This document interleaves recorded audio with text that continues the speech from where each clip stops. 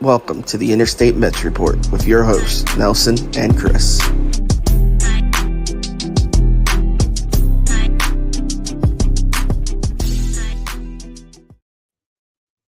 What is up, everybody? Welcome back to the Interstate Mets Report. It is a lovely Friday. It's December 1st, a fresh month. And as always, it is Hawaiian Friday. Nelson didn't get the memo again, but I did not warn him about Hawaiian Friday, so give him a pass. Nelson, how are you? We got a lot to discuss today. It's going to be an exciting episode. This is probably one of the most exciting episodes since we started doing this that I am for the Interstate Mets Report. And I hope everyone's ready because there's a lot of not only moves, but rumors to discuss, and we'll get all into that. But how are you today, buddy? Not too bad. Yeah, you got to give me some warning here on this Hawaiian. I don't even have. I think I need to buy a Hawaiian shirt, but either way, I need some warning. I was gonna say Hawaiian might be pretty timely for you over there. I know it's winter over there, full blown snow, doing videos in the rain and snow. So, got to get in the Hawaiians. But we got Yuki in the chat already. Hey, Nelson and Chris. And we got Patty checking in with us. So, like I said, make sure you hit the chat. Everybody coming in, hit the chat. We're going to be talking about a lot of stuff, a lot of Mets talk. Nelson and I have been dropping videos on our respective YouTube pages. Make sure you go check that out. As always, follow us on Interstate. Subscribe to Nelson's YouTube channel as well. It's both of our channels in the description. If you're new here, haven't subscribed yet, make sure you go ahead and do that. And subscribe to my channel as well. So, like I said, let's get into it because we have so much to discuss today. We might run a little bit over the hour because there's so much content for us to get out here. And what seems like nothing, but the Mets have been making moves. Let's just get into what they've done in terms of signings over the last couple of days. You see on the screen here, Luis Severino signed to a 1-year, $13 million deal to kick off the offseason. Joey Wendle, the same day, 1 year, $2 million, up to 2.5 with incentives. Austin Adams, a reliever, signed to a split contract, another 1-year deal. Today, we get Kyle Crick on a minor league deal with the invitation to Mets training camp and spring training. They just claimed Cooper Hummel and Heineman from the Rays, some backup catchers off waivers as well. So we got a lot of stuff here. Nelson, at face value, what do you want to talk about here first, and what do you want to break down in terms of these initial signing/waiver claims? I mean, obviously, the biggest one is Severino. That's like, if you look at all the names, he's the one guy that's legitimately more than likely going to make the team and be in the rotation. Everybody else, I mean, even Wendle, yeah, it's a major league deal, but if he has a horrible spring or what have you, you could easily cut him. So Severino's the main guy.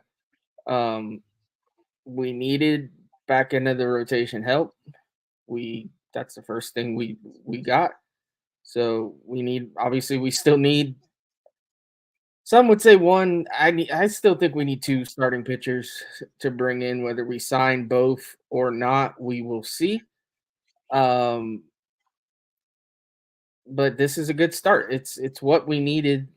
We needed one of these guys that you take a flyer on and you hope can rebound to the levels that they're pitched at prior in their career. Got to remember, our manager knows Severino well. They were together on the Yankees. So I'm sure that had something to do with it here. Also, like, the way I look at it, the way I know some other Mets fans look at it is, can this guy provide more value than the McGills, Petersons, the Lucchese's, the Brugos of the world? And to me, he can.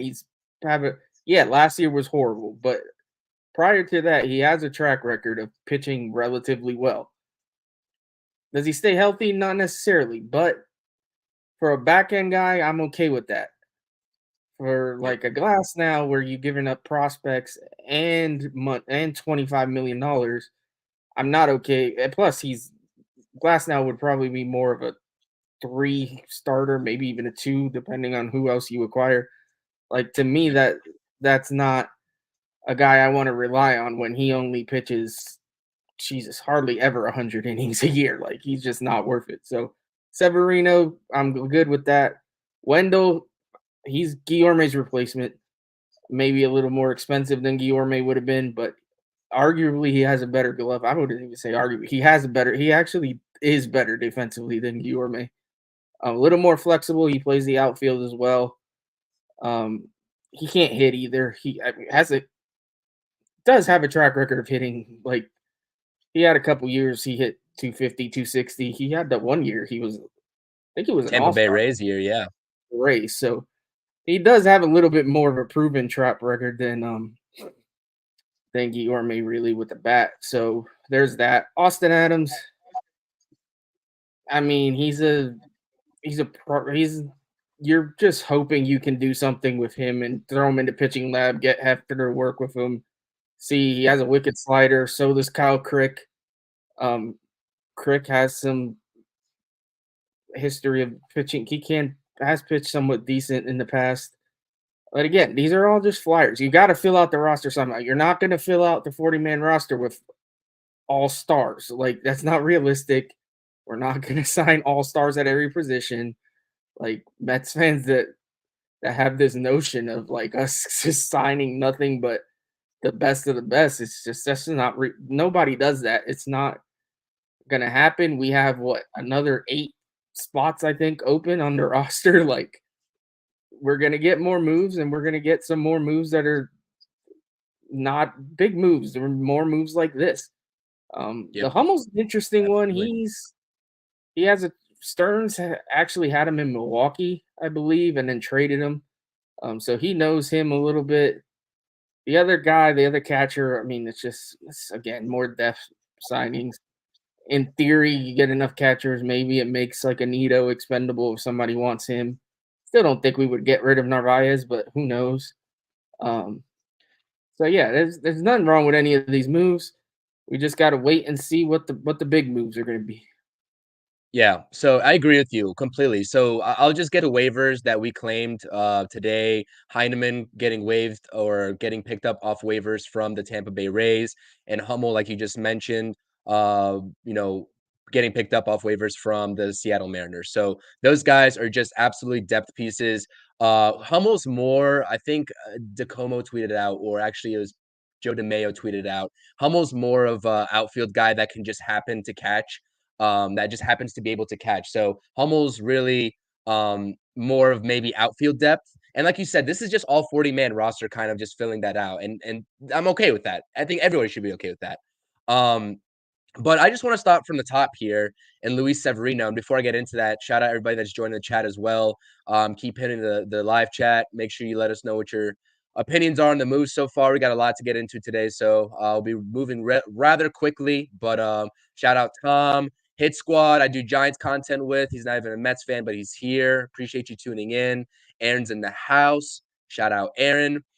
Tom, he said he can't believe the Mets aren't spending $300 million on a player at each position, quote unquote, sarcasm. That's right. Jason checking in with us. He says, "What's up to us?" David's in the chat. What up, David?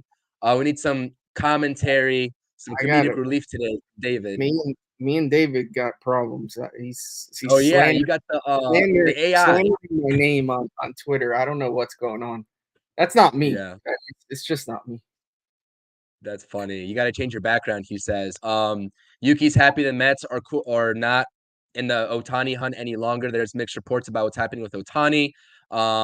He believes he wants to pitch again after 2 Tommy John surgeries, which it doesn't seem like he's in favor for. So shout out the chat. And we got John in here as well. How many major moves will the Mets make with their remaining spots? Thanks.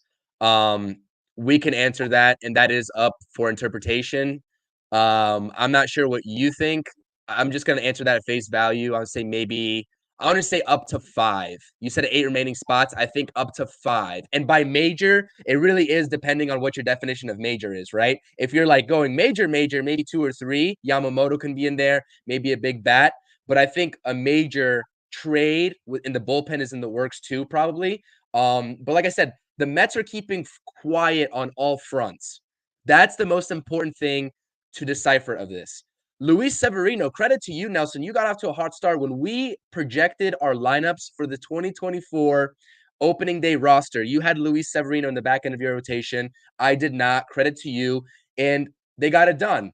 Carlos Mendoza a guy who was an all-star in 2017 and 2018, has a 5-pitch arsenal, throws pretty much has an even distribution on all of his pitches, minus maybe his sinker, I believe. Has all the tools to succeed. We've seen it in New York. It's now about getting back on track. 2023 was a lost year for him. The only thing that he had going for him in 2023 was that he didn't lose any life on his fastball. His fastball velo was not changed. Other than that, hard hit rate percentage on him went up. The K rate went down. All the advanced metrics went down. It was a bad year, terrible year, and the ERA displays that. 2022, if you can get some sort of production out of him in 2022, posted a 3.18 ERA in 2022, I'll take that all day. This is a bargain deal for a guy that's a 2-time All-Star and did it in New York, no less, being a 2-starter on the New York Yankees, right? So he's not going to be a 2-starter. He's not even going to be a 3-starter, presumably, for the New York Mets. This signing is a bargain, especially with what Kyle Gibson got, what Lance Lynn got, what Kenta Maeda got. $13 million is not that much for a guy of the likes of Luis Severino and his background. Joey Wendle, like you said, initially when Joey Wendle first signed, I was thinking maybe this meant more for a Jeff McNeil, maybe for a Brett Beatty, Ronnie Mauricio, that revolving door of infielders, because Joey Wendle is a super utility guy, can play outfield and infield.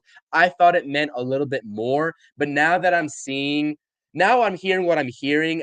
I definitely do agree with you. It's a little bit more of a Luis Guillorme 2.0. Obviously, I mean, you have to call it for what it was. The Mets are cleaning house pretty much under this new regime. Every single problem that they saw fit in 2023. Talking Mets with Rob on Hot Stove Live yesterday is on my channel. Go check that out if you haven't. Basically alluded to that fact that David Stearns, he may or may not have wanted Buck Showalter here in 2023, but when you have that stench of a failure of a season in 2023, you kind of just want to get rid of everything that was negative about the team and surrounding the team and come into this 2024 season with a fresh start. And it didn't help that Luis Guillorme's dad was making comments about how the Mets organization was run, all that good stuff on Twitter that he was posting. I'm not saying that's why Luis Severino got let go, but what I'm saying is that it definitely didn't help his case. I know he was a fan favorite. I know he was with the Mets for a long time. His glove was what it was. You're saying that Wendell's on par, if not even better with the glove. Guillorme was a little flashier. I'm okay with the Wendle replacement. It's 2 years. I think you said up to 2.5 with incentives. Okay, whatever, fine. Austin Adams and Kyle Crick, 2 guys that we'll get into here in the next couple slides. Obviously, at face value, these guys are depth pieces for the bullpen. We understand that. Their statistics at face value aren't great. That is absolutely valid. But when you look at their actual, I guess, highlights, right? And I say highlights loosely because their sample size over the last couple of seasons has not been great. They've both, in their last respective seasons, appeared in less than 20 innings pitched of those seasons. So the sample size isn't great with them. But one thing in common that they have in common, I'm going to get into it here, is their FIP. And I'm not one to get into advanced statistics, and it probably is just a mere coincidence of the Mets adding 2 relievers that have had FIPs in the 3s in their last 2 respective seasons. But like I said, you kind of have to approach this bullpen situation with a grain of salt. You're not going to go out there, presumably, and sign your star closer or star setup man in Josh Hader. There's no way they're going to sign him, right? So what do you have to do to make this an elite bullpen again? Sign those front end guys and hope you hit on one of these. I guess you can call them no-name signings at the moment, but just hope that you hit on them at some point and that they can provide you some value. Listen, both of these guys' movement on the sliders is absolutely phenomenal. I encourage everybody to do their homework on these 2 guys. I know we have, but do you see anything like a trend, the Mets starting to look into more of these advanced analytics? Because FIP, I know it's a variation of ERA. It's a more, I guess, analytically driven variation of ERA. And I know a lot of people just hate to dive into advanced analytics. But is this a pattern to you or just a mere coincidence? I mean, it's only 2 guys, so I can't call it a pattern yet. But, I mean, it's obvious Stearns is an analytical guy. He's going to take a deeper dive into the numbers. When it comes to guys signings like this, you throw stuff at the wall and see what sticks. Like, to me, that's how I've said it in a video earlier this offseason. Like, that's how you build a bullpen. You can't just throw 3-4 year contracts at these bullpen guys and expect them to all be good, because these bullpen arms are so volatile. The 1 year they're great, the next year they suck. So it's a waste of money for the most part. So unless you can bring in a like highly established guy, a back end guy, then yeah, you're gonna see a lot more signings like this. I could see us going after a back end reliever in a trade more so than maybe free agency. And who knows who that will be, but I have no issues with signings like this. I hope they bring in more guys like this with high upside, and hope one of them or two of them hit, and then you have a relatively cheap bullpen along with guys we also have still like on the team. Like, there's going to be guys that hit spring training that were minor leaguers last year that might impress and might make the team. So you never know. As long as we're not relying on the Drew Smiths of the world to be 7th, 8th inning pitchers, then I'm fine. We can't have that again. It's just the same thing I said about Severino. Severino is a great signing as long as he is a back end starter. If for whatever reason we get shut out on pitching and he's our third starter, then we might have a problem. But I don't foresee that being the case. Lots of reports out there. We'll get to them about how heavy we are looking into the pitching market. So I think bigger and better things are going to come here pretty soon. Absolutely, absolutely. And like I said, and like this whole conversation about these initial signings is that they're depth pieces. We're obviously going a little bit more into it just because this is what we do and we enjoy it. But these are depth pieces. It's a split contract for Austin Adams. It's a minor league contract for Kyle Crick with an invitation to spring training. Like, these guys are not guaranteed to be on the 2024 roster, but when you have so many holes to fill, you take a shot on these guys that nobody else is thinking about, right? Somewhere in the depths of the Mets' scouting department in their front office saw these two gentlemen available and was like, listen, these are their advanced analytics. This is the movement on their sliders. And we'll get into it here with Austin Adams. This is his savant page. Like, this is his best season in 2021, his advanced metrics. I don't know about you, and I don't know what stands out to you there, but the whiff percentage on his pitches is absolutely something that you can work with. And I'm not going to lie to you. We didn't know probably both who Austin Adams was when the Mets signed him. We had to go out there and look at the movement on his pitches to see what he has.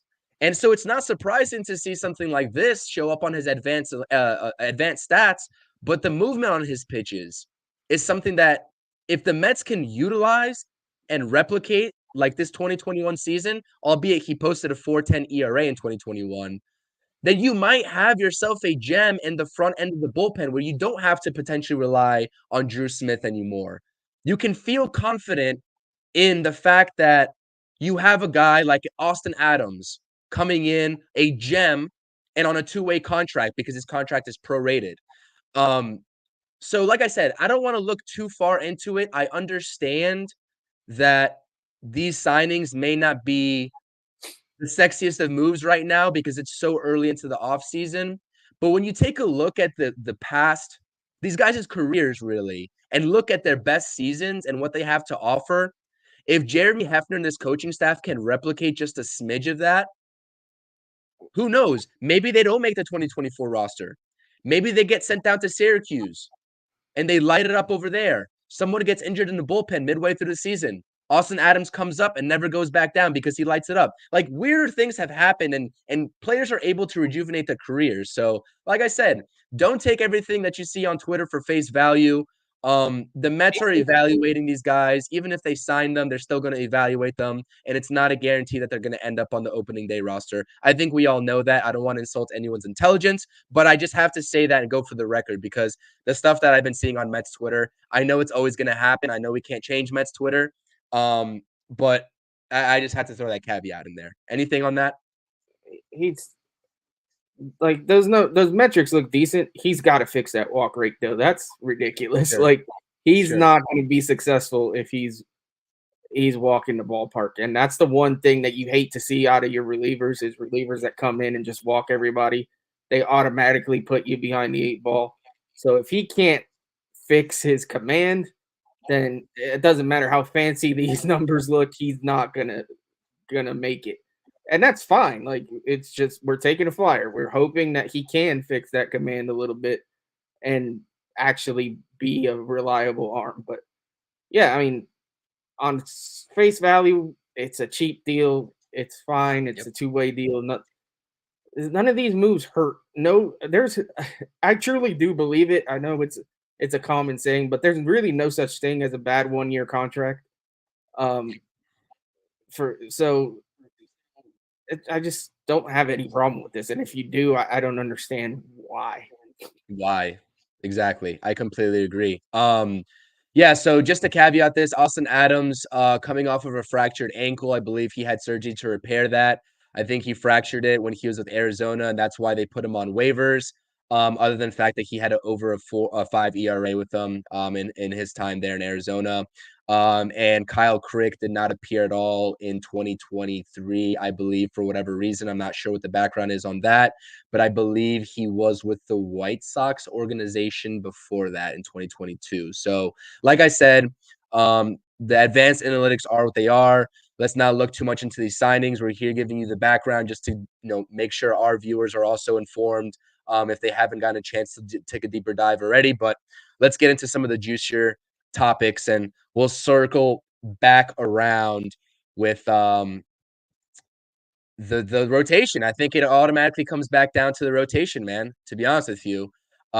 This is the current outlook for the rotation, and don't worry, this is not what it's going to look like come 2024 opening day. I hope everyone really believes that, because if you're sitting here thinking the Mets are going to roll with this, with a payroll that's already at $250 million or close to it, you're sadly mistaken. At that point, that's more on your 200. That's more loss on your $250 investment than any sort of loss that you'd get with a $300 million investment. You might as well, if you're Steve Cohen, just spend the extra $50 million to make this a respectable rotation. You know what I mean? So I don't know how you look at it, but this is how the Mets stack up as of right now. If the season were to begin today, Luis Severino, new addition. In that third spot, you got McGill and Lucchesi to round it out. Obviously, they're probably going to go with a 6-man rotation. Buto, Vassell are on standby.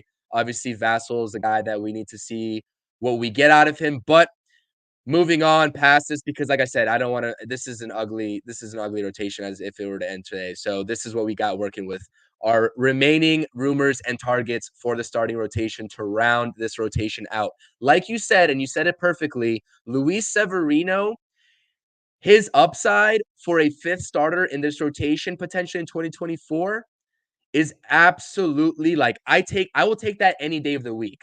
With what Luis Severino has in terms of stuff with his pitches, his arsenal, and his ceiling, if you can get even an inkling of what he was, maybe not even in 2017, 2018, because those are just phenomenal years. Like I'm not expecting anywhere close to that.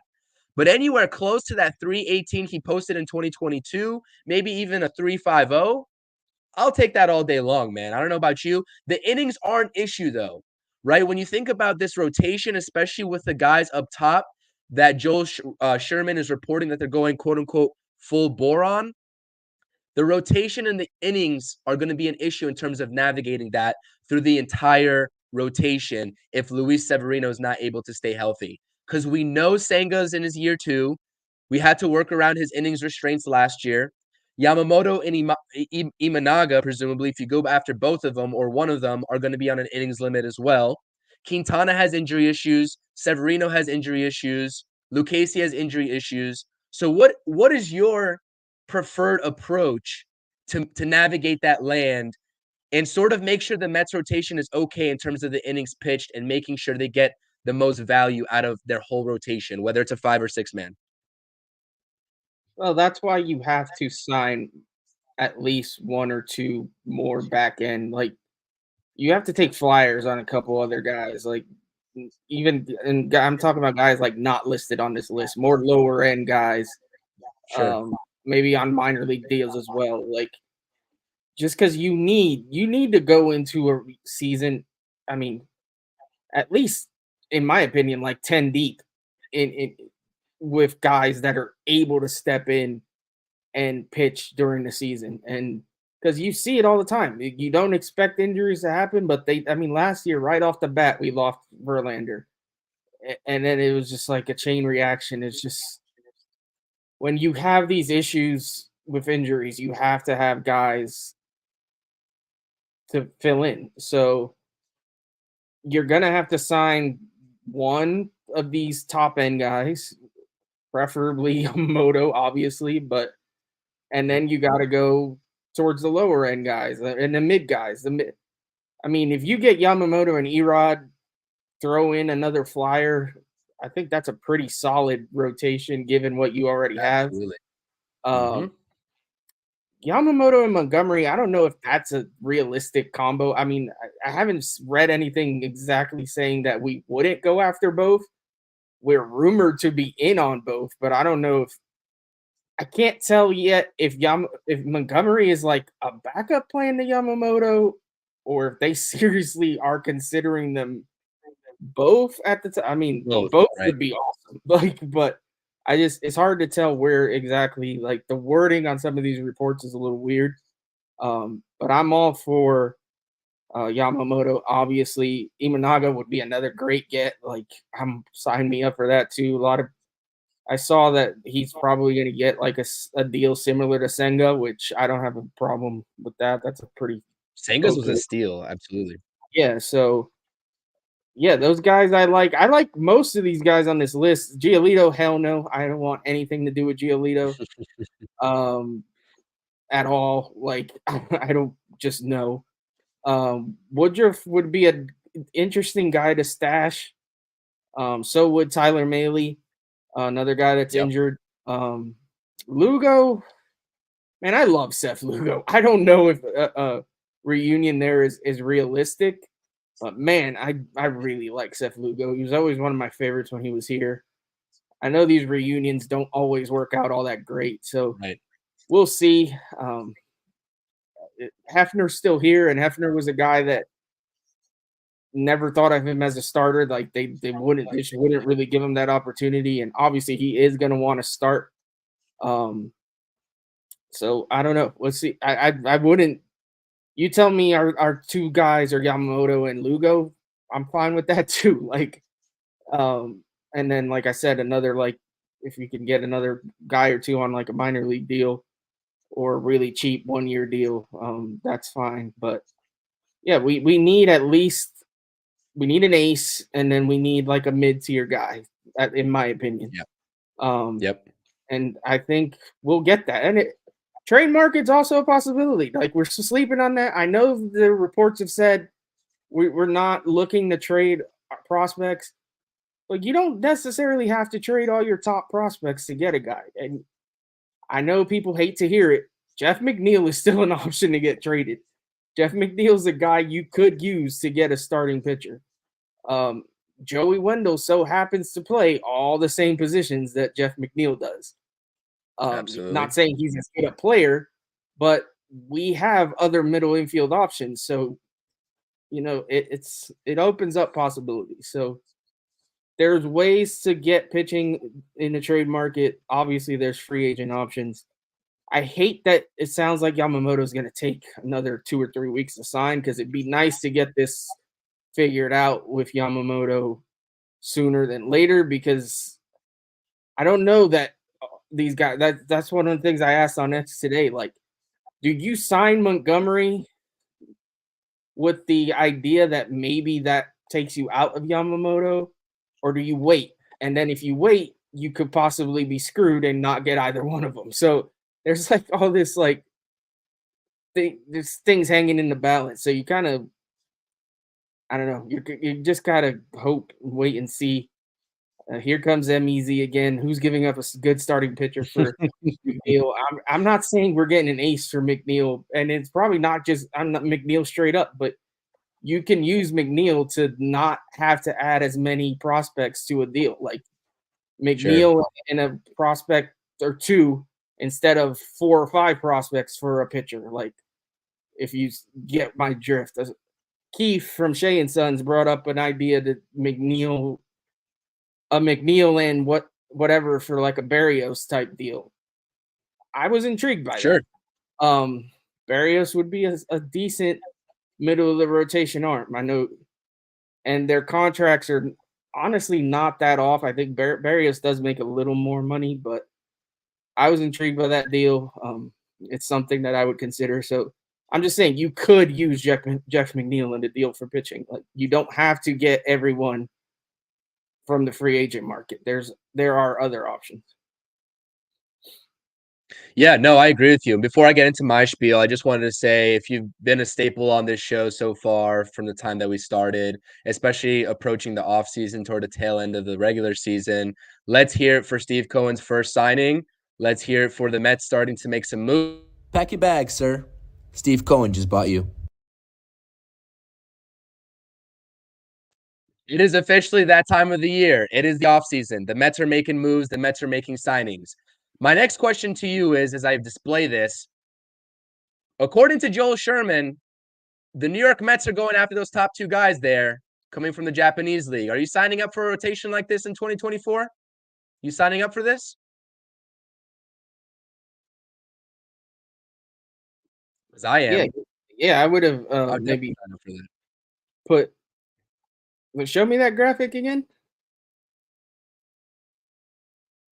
Yeah, there's no problem with that. I don't know if we were trying to go in order there. Yamamoto should probably be 1 and Severino should be at the bottom. But no, I'm not going in order here. This is not the order of the rotation. I'm kidding. But no, I have absolutely no problem if that's the rotation at all. I think that's great. Yeah, you're taking a chance. It's not, these Japanese guys aren't guaranteed to be sure things, obviously. But given their track records and given how well Senga did with Hefner, I love it. I really do. I would gladly take that as our rotation next year. Absolutely. Hit the thumbs up on the stream if you guys want to see this be the rotation for the 2024 New York Mets, because I think that if this happens, I don't even know. The offense don't even have to do anything for me, to be honest with you. Plug and play the offense. If you get these top 2 guys, Yamamoto, Imanaga, I'm taking that all day long. You had 5 there. You had 5 guys there, but we're gonna need a 6. Who's your 6 in that? I think it's Lucchesi, man. I think out of all the other options that we have, if it's not Vassell, I'm not trusting McGill. I'm not trusting Peterson when he's back. Buto maybe could compete for it, potentially. You can flip-flop Buto and Lucchesi, but from what I've seen so far, I think I trust Lucchesi the most. What about you? Yeah, I mean, I can't say I trust Lucchesi necessarily.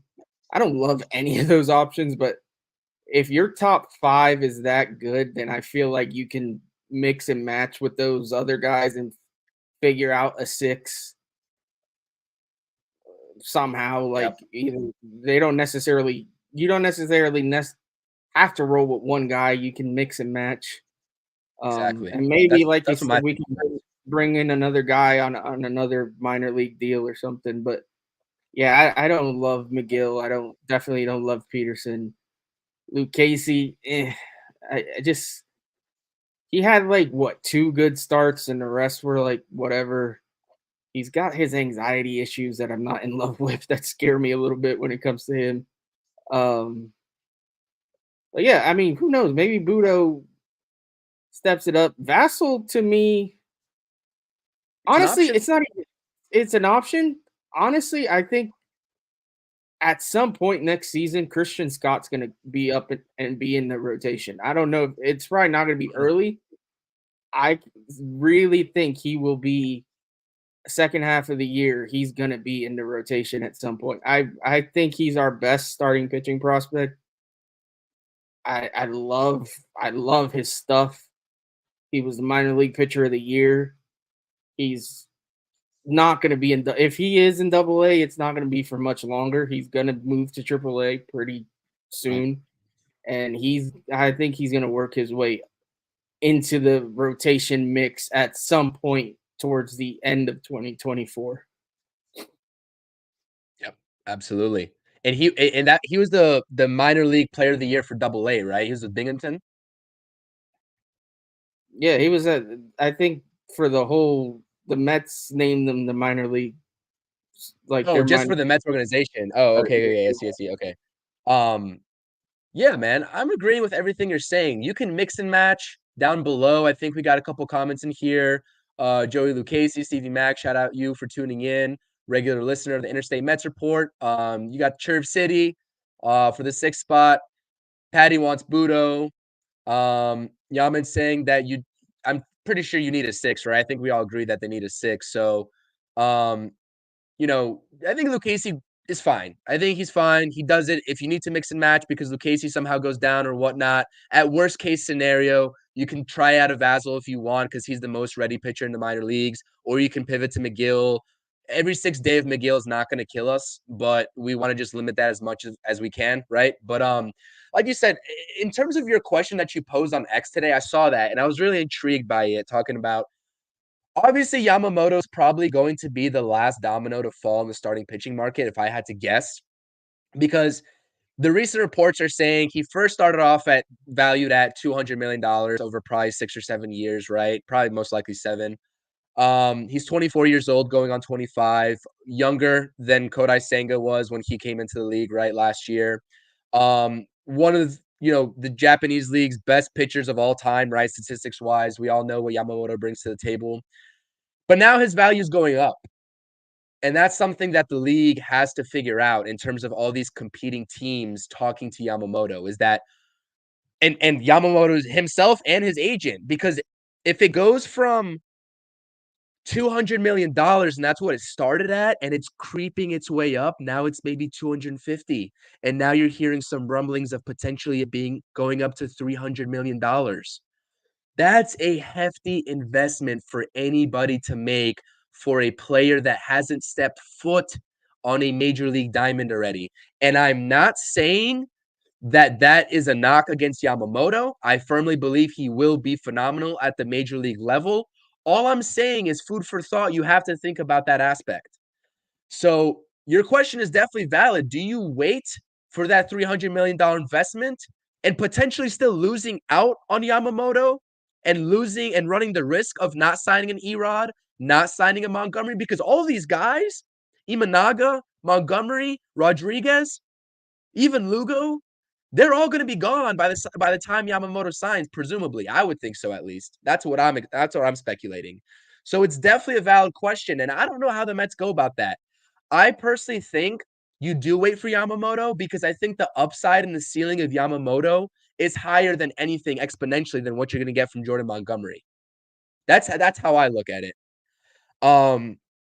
But like I said, I'm not going to falter if we get Montgomery and Lugo in this rotation to round out this rotation. Like that's not probably the best move for me. At that point, I might as well just go say, hey, you didn't sign Yamamoto, go get E Rod and Montgomery.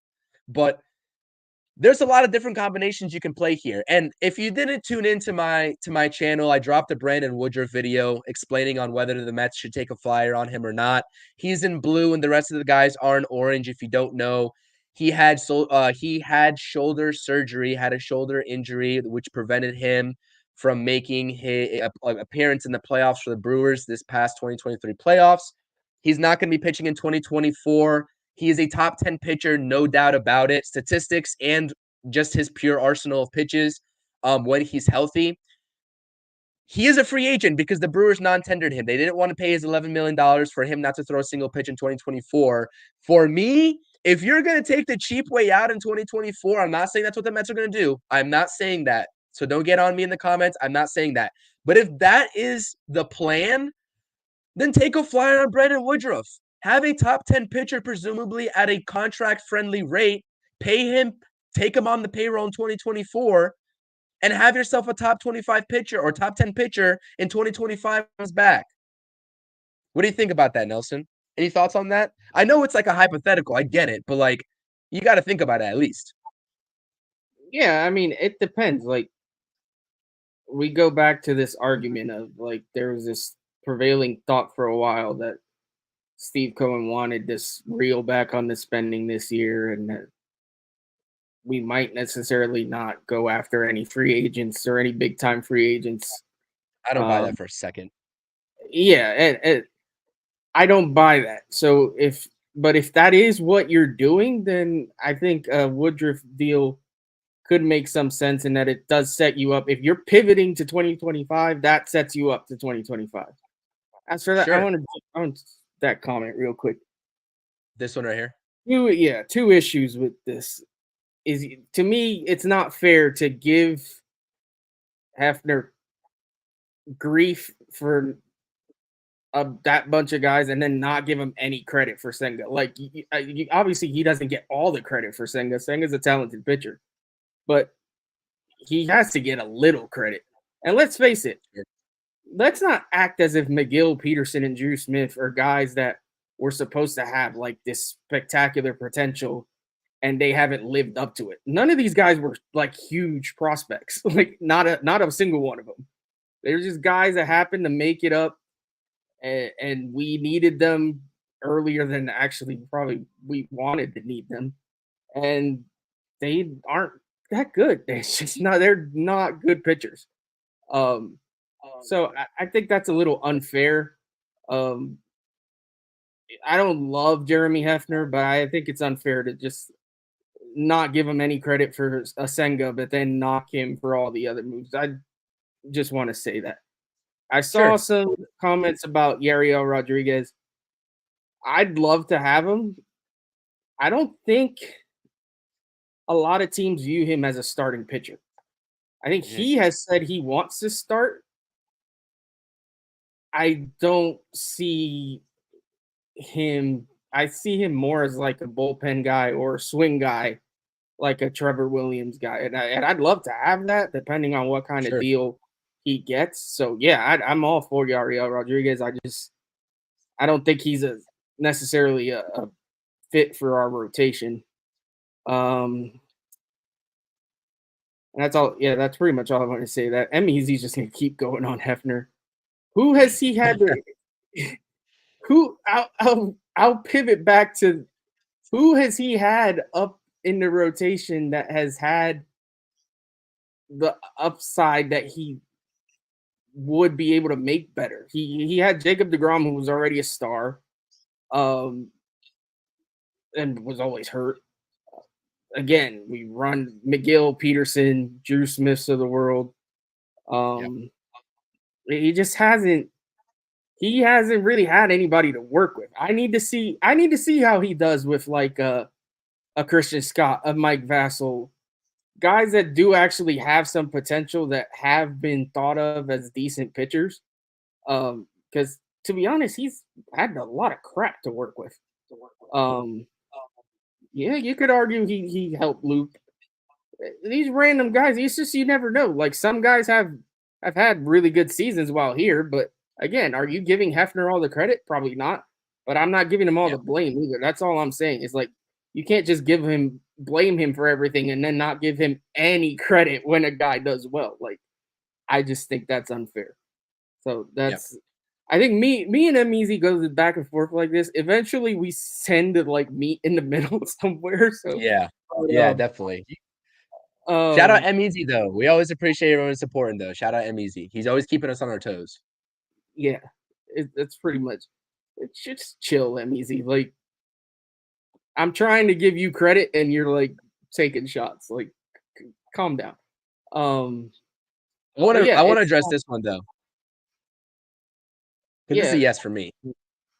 Yeah, if you could get him, I mean, you would think they'd want us a pretty hefty haul for him. I would think.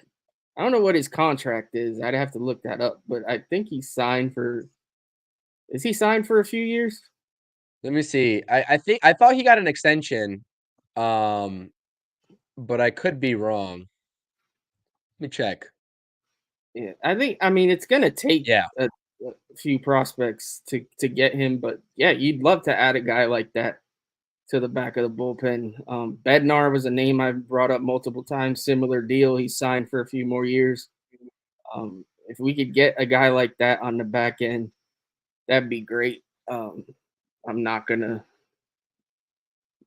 turn my nose at a guy like that. Okay, Matt, hold on. This has to be a typo. I'm looking at Emmanuel Classe's contract right now. He signed an extension in early 2022 for 5 years, $20 million. He's making $4 million a year.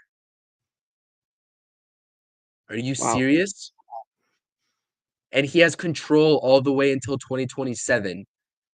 Yeah, a guy like that, you would think a guy like that's going to cost a pretty hefty price in prospect. So that's insanity. Yeah, that's an issue.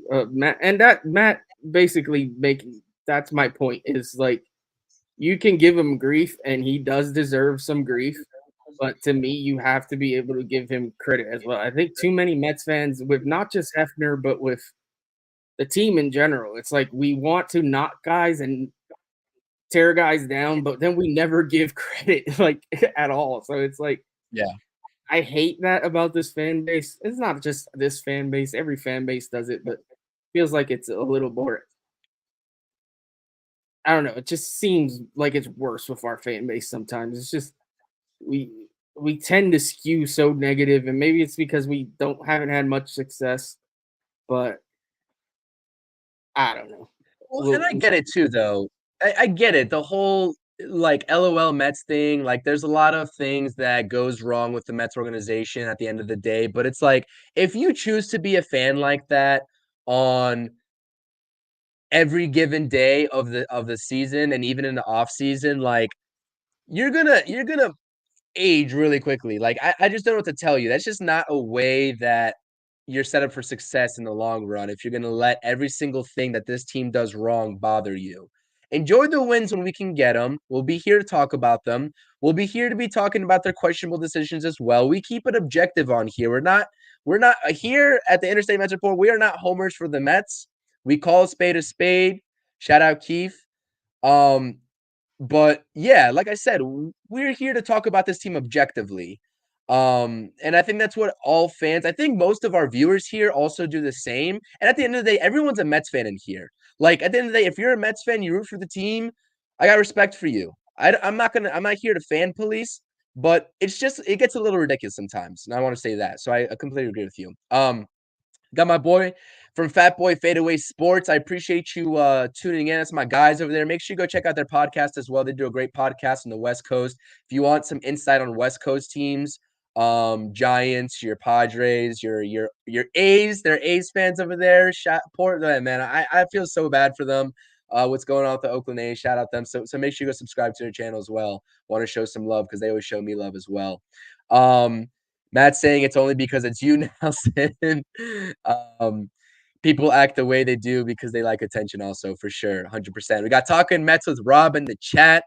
Since you guys been on, Mets are signing everyone to fill the 40-man. Oh, we got a lot of updates. I haven't been on my phone, so update us in the live chat. We'll continue to talk about it. Update us because I have not been on my phone. I'm focused in on this report. So, but to get back on the spiel of this pitching rotation and how you fill it out and like, listen, I'm a big advocate for Brandon Woodruff because if the Mets don't approach him, somebody will. And my philosophy on that is that, listen, you're still going to need to fill 2 rotation spots in 2025. And I hate to keep harping on Brandon Woodruff because I know he has a shoulder issue. I get it 100%. He's not going to pitch in 2024.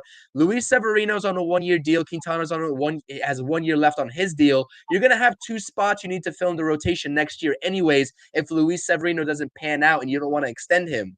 So if you backload his contract, a guy like Brandon Woodruff, get him on the payroll so he's not unemployed in 2024 and give him maybe some value in 2025 and beyond, you easily got yourself a top 10 pitcher in 2025. So I just don't understand that.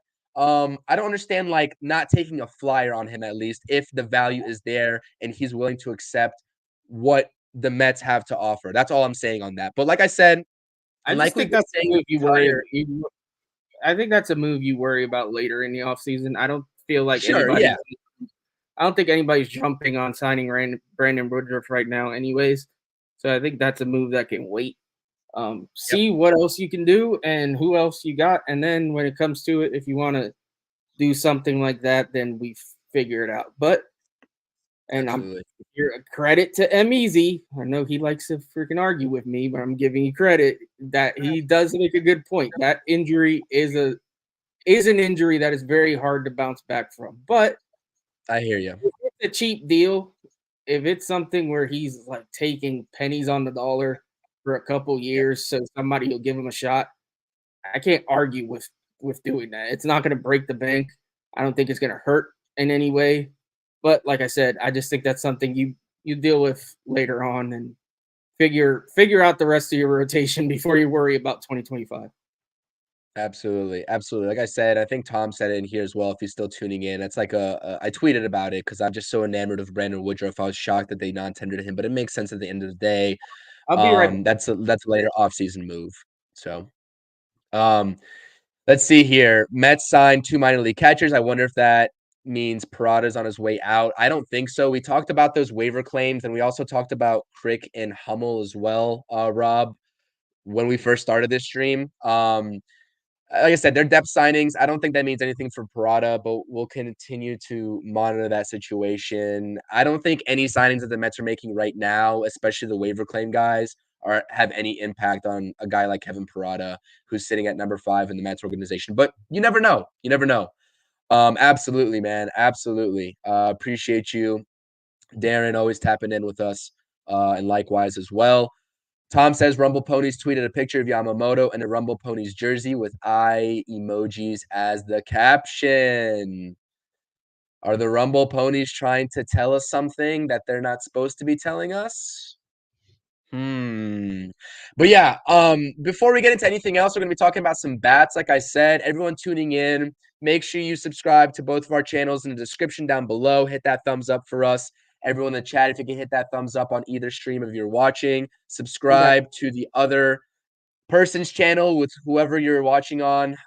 Both of them are in the description. Definitely appreciate that. We're going to be doing more live streams, and we might even throw up a couple impromptu lives to talk about some breaking news when it happens. So stay tuned. But yeah, like I said, this rotation is going to be filled out. There's no way Luis Severino is going to be a third starter for the Mets in 2024.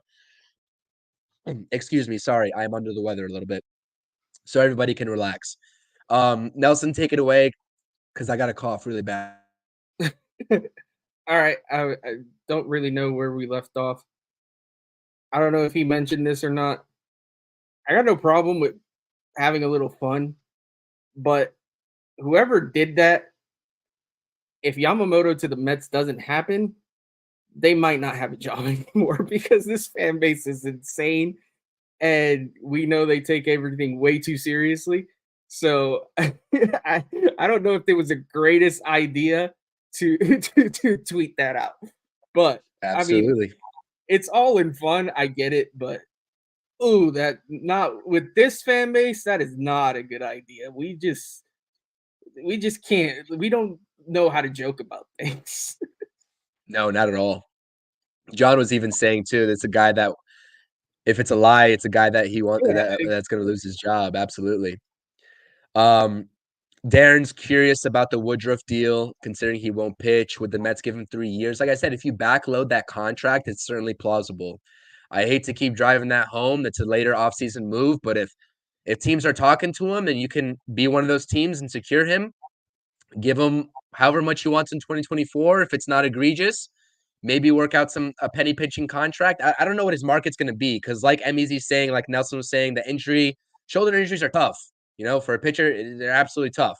By default, the overarm action is insane. So, yeah, I don't know. We'll wait on Woodruff's market and talk about that later. And he thinks the Rumble Ponies are just having some fun. They are fire. I like the unis. Absolutely. Great uniforms. Let's get into some bats, man. We've been talking about the pitching. What's going to happen with this DH spot? I know we've been talking about it for a long time. I posted a video today about the DH situation and 4 different routes the Mets can take. If you didn't tune into that, make sure you tap in. I went ahead and dropped it this morning. Nelson, I know you've been talking on your channel, talking about the situation on your channel as well, especially on X. Man, I don't know how the Mets are going to approach this. They can do one of four things in my mind, and I've been saying it from the start. And I know we're going to disagree on one of the names on here, and I know everybody knows, and probably you know who we're going to disagree on this list. But you can fill this DH spot internally, which I think is this not a safe bet if you want to compete, especially for a World Series in 2024. You can fill it internally with Ronnie Mauricio or Mark Vientos. Obviously, Mark Vientos started to heat up at the later part of 2023. Do I trust Mark Vientos in a DH spot consistently? No. Would I be willing to give him inconsistent at-bats if there's no trade market for him? Sure. But I think it's got to come via free agency. And whether it's a 2-year deal, a 3-year deal with an opt-out after the second year, or maybe even a 1-year deal for a guy like JD Martinez or Justin Turner, you got to fill this DH spot with a free agent. I think there's at least one bat for the New York Mets in free agency this offseason. Who are you leaning toward? And one guy on here is not like the rest. One guy on here is not like the rest. So you start wherever you want, and we can work our way down. All right. So I've said it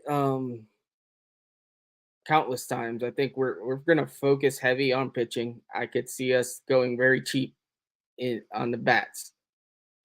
I don't think it's wise to go internally for DH. For one, I think they want to play Mauricio in the field somewhere, whether it be second or third. So I think that automatically kind of takes him out. That leaves you with Vientos. I don't believe in Vientos enough to just let him run with the DH job. I'm sorry. Some might. I don't. So to me, it's not a smart idea to go internal for DH. I mean, unless you build like a super rotation that just can't be, which I mean, I guess is possible. And the bullpen as well, because you're going to need a very good bullpen too. So, I mean, if you go all in and then this on pitching and then decide Vientos is worth a shot, then I guess I can see that. But to me, I'm going for one of these guys here at the bottom. Ohtani, to me, he's out. He's going to make too much money. He can't pitch until next year at least, and we don't know for sure that he's going to be able to pitch again. So Ohtani's out. I don't think that's realistic. Can you close down? Yeah, there we go. I'm going to skip Soto for now. Hoskins, I don't mind. I don't know what he's going to command. Hoskins also gives you kind of, I know nobody wants to hear this, and I'm not advocating trading Pete Alonso, but he gives you kind of a hedge with Pete Alonso there. If you have Hoskins in the fold and for whatever reason Pete walks or you trade Pete, then you have a first baseman. Sure. Soler's probably, I like Soler. I wouldn't mind Soler on the right deal, but to me, he's probably my last option of these, my least favorite of these options. Teoscar, I like. Teoscar, I would gladly, I think I did put him in my roster, in my little Yes, you did. Roster. So I like Teoscar. JD or Justin Turner, also on 1-year deals, I wouldn't sneeze at that either. He certainly Fenway does inflate the numbers a bit. They both are old, pretty old, and old guys like that scare me because they can fall off a cliff real quick. Like it's one of those things where they can be having decent seasons, and then next thing you know, they just stink. So if I had to rank them, I guess I'd go Teoscar 1. Hoskins 2, maybe even flip-flop. I don't know. I'm like 1 and 1A with those two. Okay. Then I'd go JD, Turner, Soler. Ohtani to me is not an option. Juan Soto. I'll end with Juan Soto. There you go. First off, I don't know I would think they would play Juan Soto in the outfield. Maybe. I don't know. I would think. Occasionally, sure. I'm not sure that he's necessarily the DH. But either way, I just don't think Juan Soto is the 2024 Met. Obviously, the reports have come out that the Mets aren't looking to trade their top prospects. There's also the fact that he's apparently not willing to engage in contract extension talks. To me, you add those things together, and that takes him out of the running. I can't invest prospect capital in a guy that I'm not for sure getting on a long-term deal. So to me, I'm taking the chances that he's going to be a free agent and hope I can sign him next offseason. And that's my huge bat to go along with whatever pitching we sign this year. Because I don't think it's wise. I don't think it's wise to give up the prospects that you're probably going to have to give up for a guy that you're not sure is going to stick around. Are we sure? Are we sure that we're I'm not going to even have sure to give up those prospects, though? The Padres are not going to give this guy away. I just don't see a world. I know they're not. The Padres are going to give you this guy for I mean, who are you thinking of trading? Like, to me, Brett Beatty's and Vientos and guys like that are not going to get it done. Like, you're going to have to give up a prospect that you don't want to give up, at least one of them. Yeah. So I'm willing to do that. That's where I'm disagreeing with you, but I hear you on your point. I'm not willing to do that without a guarantee that he's sticking around. Like, if he's saying he'll play ball on a contract extension and at least talk and have serious talks, then yeah. But if he's adamant he doesn't want to sign an extension and he's going to free agency no matter what, I don't want to do it. I'd rather keep my pieces and bank on the fact that I can try to sign him next year, because the fact of the matter is we have more money than everyone else. And next year we're going to be in a better financial position than we are right now. So to me, you just wait and see on Soto. Like I said, Ohtani's out. And yeah, give me almost any one of these other guys, and I'm happy to do that at DH and roll the dice. I think Ohtani's out too, but I did see this report, or this tweet, I should say, from Martino saying he's not going to discount Ohtani completely out for the Mets. I don't know what to make of that. I don't think it would be a wise investment, especially if he's going to go for the long-term deal. But, I mean, potentially, our guy Tone on X was talking about potentially a short-term deal for Ohtani if he's willing to offer or listen in on that. 3 years, maybe a player opt out after the second year when he proves he can pitch again. And he gets that mega deal after the second year, like he tests free agency again. That's fine. The Mets can do that, right? That's fine. I don't think the Mets are in any business to give Ohtani $500 to $600 million, given the roster needs of this team moving forward over the next couple of years. So I think I'm personally out on Ohtani myself, but stranger things have happened. I'll address these guys here first before I go into my Juan Soto spiel, because I agree with you on one point and I disagree with you on the next. So I will get into that and we can have a little back and forth on that before we get into some Q&A. But the guys on here, like JD Martinez and Justin Turner, like Matt was saying in the comments and like you're saying, they're strictly 1-year deal type guys. We all know that, and I'm fine with that. If that's the way the Mets want to play it this year, so be it. You got kids coming up. You got bats coming up. You can definitely certainly opt for that 1-year deal. And that also leaves you with the fact of the matter that Soto's a free agent 2025 if no team that trades for him doesn't lock him up, if the Padres don't lock him up either. So that's certainly playable. A guy like Hoskins, Soler, and Hernandez, I think Soler especially is going to be more willing to take a 1 to 2 year deal. I think that his market and where he's been bouncing around with some teams now over the last couple of seasons definitely puts him in the market for a 1 to 2 year deal, in my opinion. Although he is coming off an All-Star appearance with 36 home runs, so that does change the ball game a little bit. But he's probably lesser of an option, in my opinion. I started off this offseason wanting Soler, but when I really got into it, and honestly, I got to give credit to you, because honestly, I didn't even know Teoscar Hernandez was a free agent up until, a week into the offseason, to be honest with you. I wasn't paying attention. I don't know where I was at. But I think Teoscar He's one of the guys that I don't want to give a Starling Marte type contract to. That's my only issue. I don't want this DH situation, whoever it is, whether it's Soler, Hoskins, or Hernandez, I don't want it to be a 4-year deal like we gave Marte. These guys, Hoskins is 30 years old, I believe, and then Soler and Hernandez are both 31 years old. I'm not in the market to give these guys 4-year deals. None of them. Rhys Hoskins coming off the 2023 ACL injury, that's also a factor. Is he going to take a 1-year prove-it deal? Is he willing to do that? That's an issue as well. Maybe a 2-year deal with a player opt out after the first year. Who knows?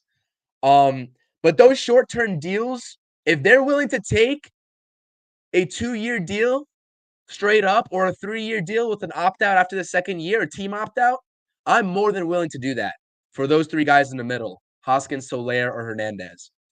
Particularly if I had to take one, I would prioritize probably Teoscar 1, Hoskins 2, and Soler 3.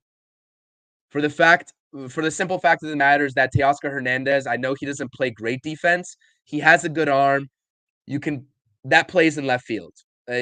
Nimmo covers ground in center field. That plays in left field, and he plays the majority of his time in left field. So you kill 2 birds with 1 stone. Depending on what happens with McNeil, you have that outfielder. You already add an outfielder or a DH, whatever you decide to utilize him as. All right. I also agree.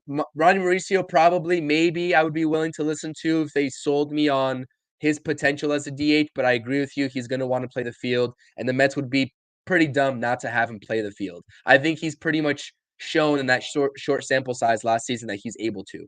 Mark Vientos, I'm out on. I don't see it with Mark Vientos. I think he could be traded this offseason, probably for pennies on the dollar. The Mets already messed that up in terms of building his value and calling him up when they did. I'm not saying that it was the wrong move because they had to do it pretty much, but that's long gone. All right, let's talk about Juan Soto. I hear you on the front that the reports are saying that he's not willing to negotiate on a contract. But my thing is that if the Mets trade for him, who outside of the Dodgers, and it's not going to be the Yankees, who outside of the Dodgers is giving him a bigger bag than Steve Cohen? That's my problem. So you can say that you want to test free agency all you want. If Cohen comes up to you with a 10-year, $400 million, $440 million, whatever you want, and whatever Boris puts up initially, he's not getting 500. Soto's not getting 500. I'm sorry. Why would you run the risk for your client? And I'm not saying Soto is in the position to have a down 2024, but if by chance he has a down 2024, he loses millions of dollars on his contract automatically, regardless of who he goes to in 2025. So that's why I don't buy the fact that if he goes to the Yankees, that's a different story. The Mets are going to be able to offer whatever the Yankees are offering at the end of the day in 2025. That makes sense for him to test free agency. But if the Mets go and trade for him and they give him the best bag that he has available to him, and he knows that, who's outbidding Steve Cohen for Juan Soto? Not anybody in my book. Why would he risk a down year in 2024 and not negotiate with the Mets in that 1 year? That's at least my thinking. What do you think? What do you think about that, Nelson? I still don't think it's worth the risk. To be honest, I have said it. I still don't really think the Padres are going to end up trading them. I think the Padres want more than they're likely to get in a deal. And if he's whoever, if it's him or Boris is putting out whispers that he's not going to re-sign or negotiate an extension, I think teams are not going to want to give up the prospects that it's going to take for a guy that they believe might just be a rental. So I think at the very least, he might be a Padre until this summer. I could be wrong, but I just have that feeling. I really think he's not going to. So not to cut you off, because I just thought of a point with what you just said that I really have to get off. Wouldn't that make it more sense to approach the Padres if other teams know that he's going to test free agency no matter what, unless it's the Mets or Dodgers, presumably, like my first point was? Doesn't that make more sense to try to get a steal of a deal and just offer enough You can try, but that's what I'm saying. I don't think the Padres are willing to take that either. Like, that's why I think they're just going to hold on to him because they're not going to get what they want. They want a haul. They gave up a ton to get this guy. I don't think they're just they're gonna. I think they want to at least recoup what they gave up. But they're not in the driver's seat, though. I firmly believe that they're not. They might not be, but I just don't. I don't know. I just don't see it working out. I just don't think the Mets are in a position where they want to trade their top prospects, and I don't think they have the pitching that it takes to make this deal done, get this deal done, anyways. So, but if the Padres wait, they're not getting anything in return. They're going to lose it for nothing. There's conflicting reports whether or not they even want to get rid of. Like, I don't know this. They're saying that people are saying the Padres are broke. I mean, I don't know the details of their finances. I know they took out that loan. They might want to actually keep this dude. Like, they might want to try to re-sign him. But I don't know if they need to dump money. Maybe they eventually cave. But I think right now, I just don't see it for the Mets. I could be off. I could be wrong. I'm easy. I'm gonna find it. You see, I told you we always end up agreeing. If we're gonna give up the kind of capital that I think it will take to get a guy like Juan Soto, I want to do it for a guy who has years of control left. I'm not willing to do it for a guy that I don't know I have control of. So if I can get a Luis Robert or another hitter of that ilk that still has years on his deal, that's the guy I'm willing to give up prospects for. I'm not for Juan Soto. I'm personally not ready to do that. Just because I think we can sign him in the offseason. I genuinely think that he's not going to want to sign anywhere that he goes. So I think if we can get him for just money, I'd rather do that. I don't know, man. I disagree. I think even with the reports that are out there, I think if the Mets sign or trade for him, one, the Padres realize that they're not in the driver's seat. The Yankees aren't going to give up their big names. The Mariners are not going to give up any big names. The Giants are not going to even trade for him because they're in division. What other competition is left with the Mets? I think that if you're Scott Boras in Soto's camp, you'd be dumb. Like, I get testing free agency, but you would be kind of naive to think that you're going to get anything better out there in free agency come 2025 than what Steve Cohen's offering you, especially with the fact that you're running the risk of having a down year in 2024 and losing millions. That's one. That's why I don't think you have to give up top prospects for Juan Soto. And I get your point at that rate. If the Padres were thinking about re-signing him, then that's a different story. But if what everyone in the chat here, and myself included, think is that they're not, Easy says they're not re-signing Juan Soto and that they need to dump money, I think that you don't need to give up your a grade offer to the Padres, because I think the Padres realize at that point that they're not getting what they gave up for Juan Soto. Like, in this return that they're going to get for Juan Soto, they're not getting the equivalency of what they gave up for him. So I don't know. And in any case, you go and make that offer for Juan Soto. You make your best offer at the time. Whether it's a lousy, mediocre offer and you think it has no chance, you do it. Do your due diligence and make the Yankees outbid you. Make them give up something better than what you have to offer. That's all I'm saying. So we'll see how it plays out. There's a lot of different variables at play for Juan Soto. I think that's what we're trying to get at here. Do I think it's still likely? Probably not, right? Probably not with the reports. Anything can change, though. It's been really quiet as of recently, though. So that, I guess, is a positive factor if you're keeping that in consideration. But I really think that the Mets could get away with a steal here. I really do think so. With the lack of competition, one, being a factor, and two, the Padres just absolutely knowing that they need to dump him and that salary because they can't afford him. So I don't know. We'll see what happens with that. The Mets, though, one thing that we can agree on, and we do usually agree, I think this is one of the first times in a while that we really haven't agreed on something Mets related. They need a DH, man. They need a DH. They cannot go into 2024 without addressing that. So whether it's Hoskins, whether it's Soler, whether they're able to pony up enough for Juan Soto, or whether they go the cheaper route on a 1-year deal, which I'm also okay with, for JD or Turner. I saw Jock Peterson's name from MEZ in the chat. I don't want Cody Bellinger, man. Like, I want Cody Bellinger, but I don't, because he's also represented by Scott Boras, and he's gonna get a bag somewhere.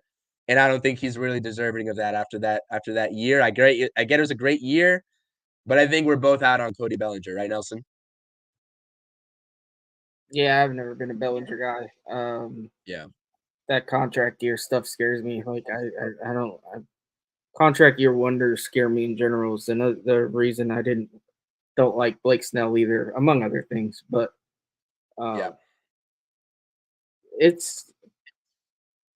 and I like that point by MEZ. Yeah, it's not unrealistic to take on some money to maybe finagle a deal. I just don't see it happen. I'm not complaining if it does happen. Fine, I'm not gonna argue and say I don't want Juan Soto. I'd love to have Juan Soto on. I just think it's gonna take more than I would like to give up. But listen, like I said, when it comes to generational talents, I'm not a prospect hugger. If they want to make the deal and they have to give up whoever they have to give up, that's fine. My only fear is that you give that up and then he walks away, and that would hurt. But the making the deal in general, I'm never going to argue with getting a guy like Juan Soto. I would hope it does happen. I just don't think. I don't know. I just see the Mets being way more focused on getting the pitching and doing like a smaller move for a bat. Yeah. No, I mean, I agree with you. Like I said, I don't think it's likely, but if the right situation aligns, I'm definitely for it. Lindor, Alonso, Soto, back to back in the lineup, that would be absolutely amazing. I'll take that all day long. That's all we got for today. If you guys want to toss us some questions, I know we've been answering and kind of addressing some of the comments in here in the live. I'm not sure if anybody else has any questions for us about this team, about what we've seen in the offseason so far, about what we prefer to see on the Mets, or just comment your thoughts and opinions about what you prefer to see in this offseason. We'll give our take on it. Feel free to hit the live chat. Wait around a couple minutes for people to do that. But if not, then we're cutting the stream. It was an hour 15. It was a good stream, though. We talked about a lot today. We got a lot. We got a pitch. We need to talk about some more bullpen. We'll save that for next week, presumably. Yeah, it just seems like the bullpen market's probably going to be one of the later things to go. Right. It just right now it feels like starting pitching is the hot commodity, which makes a ton of sense. A lot of teams need pitching, and the big market teams need pitching. So it'll be interesting to see how this all shakes out. But yeah, bullpen's hard too, because there's just not a lot of like names that are that fascinating, I guess, on the free agent market. There's a couple guys here and there, but I think if we're gonna trade for anything, a bullpen arm seems to make the most sense. Absolutely. I completely agree with that. Stoney's saying that he sees the Mets going after Jordan Montgomery. Do you see more of the same? Are you more of an E Rod guy, or do you just not care at this point? You just want to see one of them in a Mets uniform? I mean, I think there is a little bit of a talent gap there. Like, I think Montgomery is maybe not significantly better than E Rod, but he's a bit better than E Rod. So I would prefer Montgomery, especially if we don't get if we get Yamamoto, then to me, I'm fine with E Rod.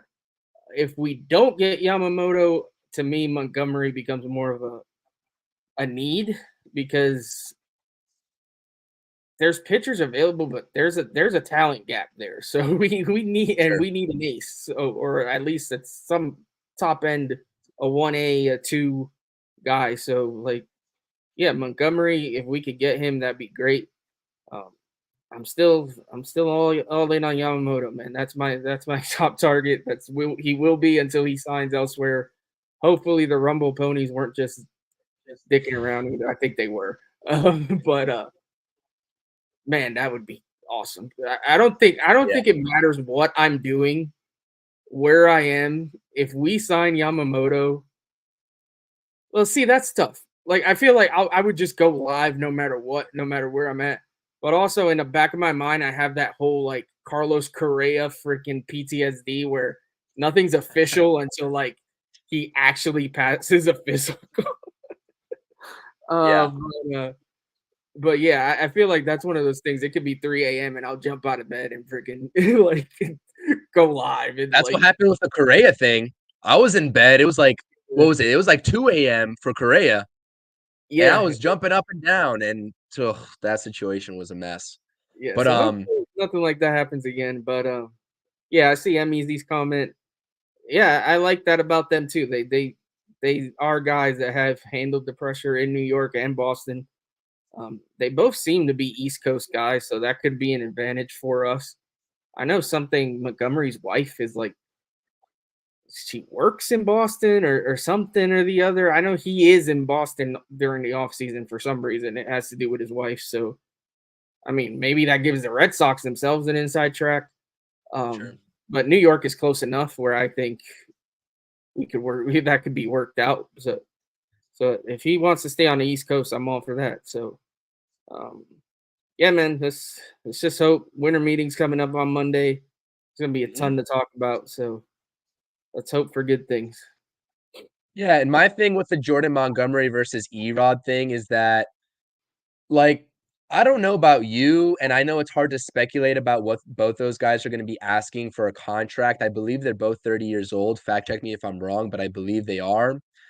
Like, I think Jordan Montgomery is more in position with his track record to get a longer term deal. And I'm not comfortable. Like, I'm talking about like a 6-year deal. I'm not comfortable giving Jordan Montgomery a 6-year deal. For E Rod, I think E Rod is more not only in line for, but also probably willing and realizing that he's probably going to get a 4-year deal. 4-year deal for E Rod versus 6 years for Montgomery. I'm kind of like an E Rod for 4, a little bit more. I'm not going to lie to you.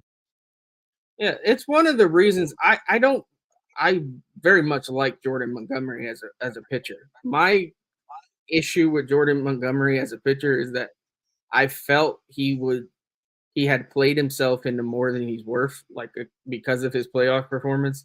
I just think think you're going to end up overpaying for him. And it's a good point on the years. Like, I prefer not to give him that many years, but it might take that much.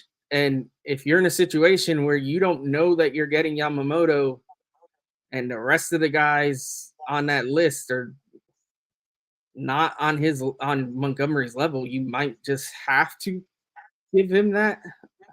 I don't love it, but I don't want to get stuck with nothing either. So I think I'm willing to do that if it's what it takes. But yeah, I like them both. E-Rod's been one of my main targets since the beginning. Yeah, I just hope we get Yamamoto. I did like that, but signing Yamamoto makes it, to me, so much easier because there's not as much pressure to have to get another one of these guys. Like, then we can figure things out, and whoever, I don't want to say falls in your lap, but you can work out a deal that maybe is more team friendly for you with another guy than almost be forced to give up more than you want for a guy because Yamamoto's out of the picture. Right. Absolutely. Yeah, and I think depressed Mr. Met is agreeing with you. Like, you have to sign him. One of the best players besides maybe Ohtani, one of the best pitcher probably in Japanese league history to come over on the open market over here in the MLB. Like, this is a must sign, but it makes it that much harder when you know that he's going to be one of the last ones to sign. Like you said, you don't want to lose out on, any other person on the market if you're going to wait on Yamamoto and he's just going to go elsewhere. So at that point, Steve Cohen's pocket's probably going to have to open up and just hope Senga can make a good enough pitch to Yamamoto to come over here to Queens and be that 1-2. Stoney checking in with us. He's out of here. Appreciate that. We're on the last legs of the Interstate Mets Report here. Depressed Mr. Met is saying he or she would go 7 years for $290 million. Yeah, like I said, like at first it started off as $200 million for Yoshinobu Yamamoto, and now it's looking like it's gonna get high twos, maybe like Depressed Mr. Met is saying into the threes. He might get. That's insane. Yeah. It's a lot of money. Insane. It's a lot of money. It's a lot of money for someone you don't know what you're going to get out of because you've only seen him in another league, not the major leagues. So I think that pretty much wraps it up for today. I appreciate everybody tuning into the stream. If that's all we got here, make sure you're following us on Interstate Mets on X. Make sure you are subscribing to both channels, regardless of who you're watching, whoever stream you're watching it. It's in the description. Go down to the description, subscribe to both channels. Nelson's well on his way to 300 subscribers. I'm on my way to 200. Get us there. We appreciate you rocking with us. Subscribe to the YouTube channels at Amish Country Mets Fan for Nelson. I am at CPNY Sports. You know what to do. Hit that thumbs up. Subscribe to both channels. Comment your thoughts and opinions on the rerun. If you didn't get a chance to watch all of the stream, tune in from the beginning if you missed it. I appreciate everybody hitting the live chat during the stream. It makes the streams a lot more eventful, a lot more exciting. Hit that thumbs up. Hit that thumbs up. Like Patty's saying, please hit the like. Support the stream. We definitely appreciate it. Have a great weekend. We'll be with you all next weekend. Stevie's saying he doesn't care. It's not our money. Sign Yamamoto no matter what. I agree with you, Stevie. Pay the man. Pay the man. All right, guys. This has been CP with my buddy Nelson, my co-host Nelson from Amish Country Mets Fan. If we get breaking news, the winter meetings start next Monday. If we get breaking news, we're definitely going to have content on our channels, on our X accounts, but we might even throw an impromptu live out there and go live after a signing, a big name signing, not a Luis or Lucas Giolito signing. So tap the notifications button on our YouTubes and get notified when we drop a podcast episode or go live. This has been the Interstate Mets Report. See you later, Stevie. Thank you for supporting the stream. Appreciate it. As always, guys, let's go Mets. We'll keep you all updated. Peace. See you guys. Thanks, everybody. Thank you for watching the Interstate Mets Report. Streaming Tuesdays at 5 p.m. and Fridays at 4 p.m. Eastern Standard Time. Make sure to like, comment, and subscribe to @Amish Country Mets Fan